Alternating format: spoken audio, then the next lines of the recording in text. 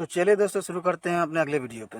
इस वीडियो में दोस्तों मैंने कुछ फिक्स्ड प्रीपोजिशन के क्वेश्चंस डाले हैं जो आपके आगामी परीक्षा के लिए बहुत ही महत्वपूर्ण है और ये सभी कॉम्पिटिटिव एग्जाम में पूछे जाते हैं और अक्सर पूछे गए क्वेश्चन है।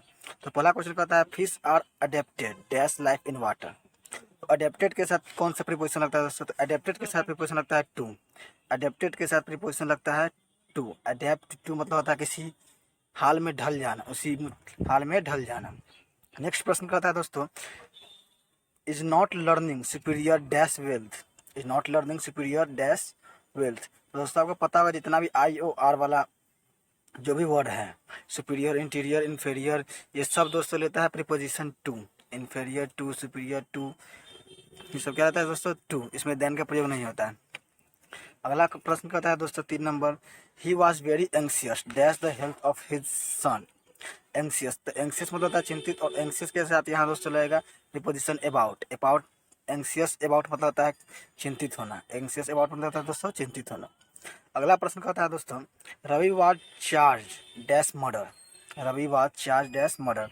तो चार्ज के साथ प्रीपोजिशन क्या लगता है और इसके साथ दोस्तों चार्ज हो गया और गिल्टी हो गया दोस्तों, और गिल्टी के साथ हो गया एक्यूज। एक्यूज के साथ क्या लगता है? तो चार्ज के साथ दोस्तों लगता है with. Charge with, charge with, और गिल्टी और एक्यूज के साथ प्रीपोजिशन लगता है दोस्तों ऑफ। एक्यूज ऑफ या गिल्टी ऑफ, लेकिन चार्ज यहाँ दिया है तो चार्ज के साथ लगेगा दोस्तों विद। चार्ज के साथ क्या लगेगा दोस्तों?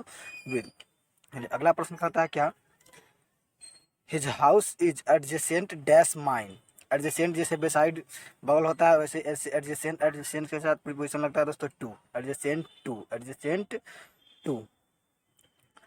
अगला प्रश्न क्या है my views are different dash yours. दोस्तों इसमें दो सवाल होता है, एक डिफरेंट होता है, एक डिफर होता है और एक इनडिफरेंट होता है। तो डिफरेंट के साथ प्रीपोजिशन लगता है दोस्तों from. Different from yours, different from yours. लेकिन वही डिफर आ गया तो डिफर के साथ प्रीपोजिशन लगता है विथ, डिफर विद, और इनडिफरेंट आ गया तो इनडिफरेंट के साथ लगता है दोस्तों टू, इनडिफरेंट टू। लेकिन यहाँ पर दोस्तों फ्रॉम सही है, डिफरेंट फ्रॉम योर्स। अगला प्रश्न कहता है his father was ill dash fever. तो दोस्तों फिक्स प्रीपोजिशन है तो इल के साथ प्रीपोजिशन लगता है दोस्तों विद। इल विद मतलब होता है पीड़ित होना, बीमार होना के साथ क्या भी अर्थ यही निकलता है, लेकिन इल क्या विद मतलब होता है पीड़ित होना। अगला प्रश्न कहता है दोस्तों on the passing dash of his father I sent him a message of condolence. Condolence इसका मतलब दोस्तों बता रहा है क्या कि दुखद खबर है। दुखद खबर मतलब पासिंग के साथ अवे लगाएंगे तो इसका मतलब होता है मृत्यु। उसके फादर की मृत्यु के कारण आई सेंट क्या उसके मैसेज किया।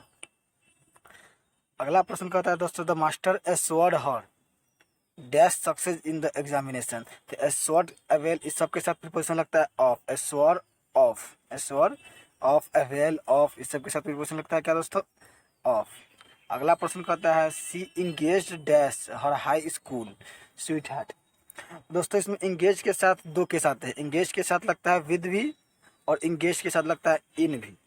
लेकिन इंगेज के साथ जब इनका प्रयोग करते हैं तो किसी काम में बिजी होने का अर्थ होता है। इंगेज्ड इन मतलब बिजी होना, लेकिन इंगेज यहाँ पर बिजी नहीं होना दोस्तों। यहाँ पर स्वीट हार्ट के साथ क्या कर रहा है वो इंगेज कर रहा है, इंगेजमेंट हो रहा है। तो यहाँ पर विद करेक्ट आंसर हो जाएगा दोस्तों। क्या आंसर हो जाएगा दोस्तों? With. Engage with her high school sweet heart. अगला प्रश्न कहता है दोस्तों his ideas are a kind dash me. A kind मतलब होता है सिमिलर होना। जिस प्रकार सिमिलर के साथ प्रीपोजिशन लगता है टू, उसी प्रकार ए काइंड के साथ भी प्रीपोजिशन क्या लगता है दोस्तों? टू। ए काइंड टू मतलब होता है सिमिलर या एक जैसा होना। अगला प्रश्न कहता है दोस्तों avail see avail herself dash this opportunity and got success. तो अभी बताया दोस्तों एश्योर और अवेल इस दोनों के साथ प्रीपोजिशन लगता है ऑफ। एश्योर रहे या अवेल रहे, दोनों के साथ प्रीपोजिशन क्या लगता है?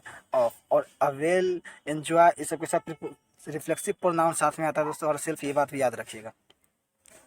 अगला प्रश्न कहता है दोस्तों the firm has been dealing dash luxury goods for more than 2 decades. तो डील के विषय बहुत सारे प्रश्न है दोस्तों। डील के साथ विद भी लगता है, इन भी लगता है और आउट भी लगता है। जब डील के साथ विद लगता है तो हम किसी के व्यवहार की बात करते हैं, डील विद। लेकिन इन जब व्यापार की चर्चा हो तो डील के साथ क्या लगता है दोस्तों? इन। और आउट, डील आउट मतलब होता है बांटना। डील आउट मतलब क्या होता है दोस्तों? बांटना। तो यहाँ पर क्या कर रहा है the firm has been dealing in luxury goods, क्योंकि यहाँ पर क्या हो रहा है दोस्तों? बिजनेस की बात करें, व्यापार की बात करें, तो यहाँ पर सही आंसर हो जाएगा डील इन, डीलिंग इन। अगला प्रश्न कहता है दोस्तों people should refrain dash evil deeds. तो रिफ्रेन मतलब होता है वंचित होना। रिफ्रेन मतलब क्या होता है दोस्तों? वंचित होना। तो यहाँ पर दोस्तों रिफ्रेन के साथ प्रीपोजिशन लगता है फ्रॉम। रिफ्रेन फ्रॉम, किसी भी चीज़ से वंचित होना, refrain from doing evil deeds. अगला प्रश्न कहता है दोस्तों, the archer aimed their arrow dash their targets. ये तो दोस्तों आसान प्रश्न है। एम्ड आपने बहुत बार पढ़ा होगा, एम के साथ फिक्स प्रोपोजिशन लगता है एट, एम एट समथिंग, तो एरो एट देयर टारगेट। अगला प्रश्न कहता है दोस्तों, this is he is capable dash cleaning the exam, he is capable dash cleaning this exam. वह योग्य है, तो कैपेबल के साथ प्रीपोजिशन लगता है दोस्तों of, capable of something, capable of something दोस्तों। अगला प्रश्न कहता है दोस्तों, smoking is detrimental dash health.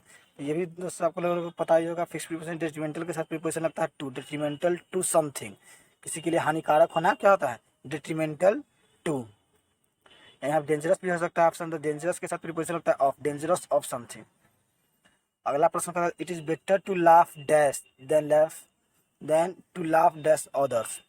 यहाँ पर दोस्तों लाफ के साथ दो केस होते हैं, एक लाफ के साथ प्रीपोजिशन लगता है विद और एक लाफ के साथ प्रीपोजिशन लगता है एट। लाफ विद का मतलब होता है दोस्तों किसी पर हंसना, लाफ विद का मतलब होता है एंजॉय करना, और लाफ एट का मतलब होता है किसी का मजाक उड़ाना। तो it is better to laugh, it is better to laugh, किसी के साथ हंसना या किसी के साथ एंजॉय करना ज़्यादा बेहतर है किसी का मजाक उड़ाने के। तो लाफ विद और उसके बाद क्या लगेगा दोस्तों एट, तो यहाँ हो जाएगा दोस्तों विद और at. It is better to laugh with than to laugh at others.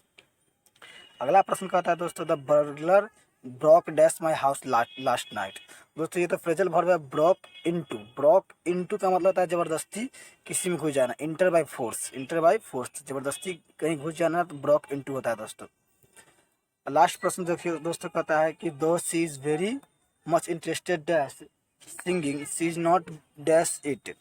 दोस्तों इंटरेस्टेड के साथ यहाँ पर दो प्रीपोजिशन रहेगा, इंटरेस्टेड इन समथिंग, और गुड और बैड के साथ दोस्तों आपको पता होगा कि लगता है एट, गुड या बैड के साथ क्या लगता है दोस्तों एट। तो दो she is very much interested in singing, she is not good at it. तो इसका आंसर हो जाएगा दोस्तों सी। चलिए दोस्तों, अगर आपको चैनल वीडियो पसंद आया होगा दोस्तों, तो प्लीज़ सब्सक्राइब कर लें और दोस्तों के साथ अपना शेयर